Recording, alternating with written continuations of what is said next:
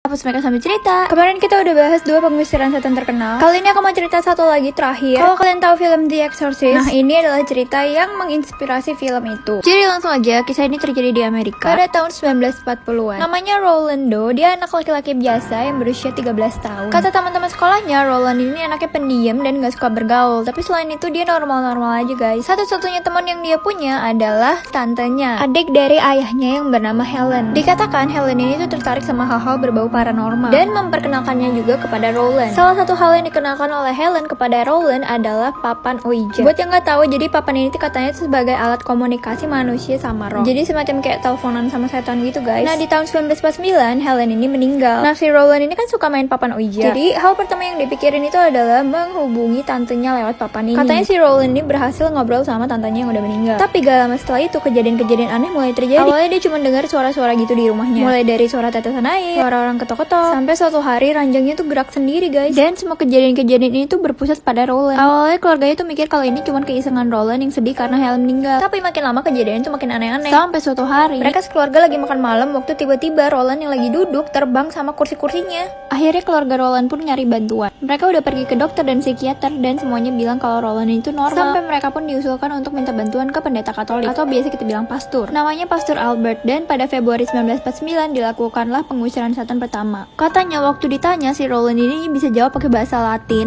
dan dia bilang, "Kau tahu siapa aku? Aku adalah iblis. Kenapa repot-repot nyari bukti?" tapi habis itu Roland yang diikat di ranjang tiba-tiba aja bisa ngelepasin diri dan nyerang si Pastor Albert. Gara-gara serangan itu Pastor Albert pun mendapat 100 jahitan. Pengusirannya pun gagal. Akhirnya pada Maret 1949 keluarga Roland pergi ke St. Louis untuk mencari pertolongan lain. Dengan bantuan sepupunya mereka pun ketemu sama Uskup Walter Halloran dan William Bowdern. Mereka pun setuju untuk ngelakuin eksorsisme. Mereka juga dibantuin sama beberapa asisten. Orang-orang yang ngeliat kelakuan Roland katanya dia tuh kalau siang biasanya tuh normal, tapi kalau malam tiba-tiba dia bisa teriak sendiri, ngeluarin suara-suara aneh. Dia bakal bereaksi sama barang-barang suci. Udah gitu barang-barangnya juga pada terbang. Bahkan Roland ini suka ngegaruk badannya sendiri dan ngebentuk suatu kayak tulisan. Suatu hari dia ngebentuk tulisan huruf X dan tongkat iblis. Ada yang bilang kalau itu tanda Roland dimasukin sama 10 iblis. Pengusiran setan pun berlangsung beberapa lama. Sampai pada 20 Maret Roland ini makin parah. Dia ngompolin ranjangnya, udah gitu maki-maki pasturnya. Keluarganya pun mutusin buat masukin dia ke rumah sakit Alexian Brothers. Akhirnya pada 18 April suatu keajaiban terjadi. Roland ini tiba-tiba kejang dan kayak nggak sadar gitu. Jam 10.45 malam, para pastor yang ngejagain si Roland ini katanya minta bantuan sama malaikat Mikael. 7 menit setelah itu Roland tuh kayak sadar, udah gitu dia bilang dia udah pergi. Katanya Roland ini ngelihat kalau malaikat Mikael tuh ngalahin iblisnya. Setelah itu katanya udah nggak ada kejadian aneh lagi dan Roland bisa hidup dengan normal. Gimana guys, menurut kalian lebih serem yang ini atau yang Anneliese?